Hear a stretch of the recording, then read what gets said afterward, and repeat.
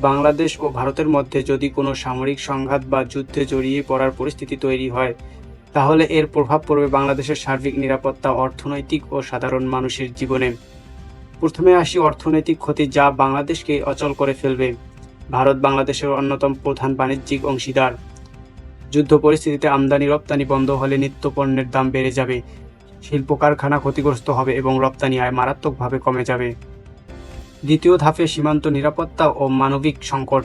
বাংলাদেশ ভারত সীমান্তে দীর্ঘ ও ঘনবসতিপূর্ণ। যুদ্ধ শুরু হলে সীমান্ত এলাকায় বসবাসরত মানুষ ও বস্তুচ্যুত হতে পারে। সৃষ্টি হতে পারে শরণার্থী সংকট ও মানবিক বিপর্যয়। তৃতীয় ধাক্কায় অবকাঠামো ও যোগাযোগ ব্যবস্থার ক্ষতি।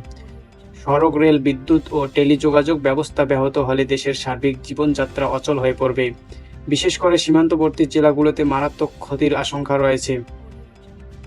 যুদ্ধের পরিস্থিতিতে বাংলাদেশকে আন্তর্জাতিক মহলের চাপ, নিষেধাজ্ঞা কিংবা আর্থিক সহায়তা বন্ধের মুখে পড়তে হতে পারে, যা দীর্ঘমেয়াদী দেশকে উন্নয়নের বাধা সৃষ্টি করবে।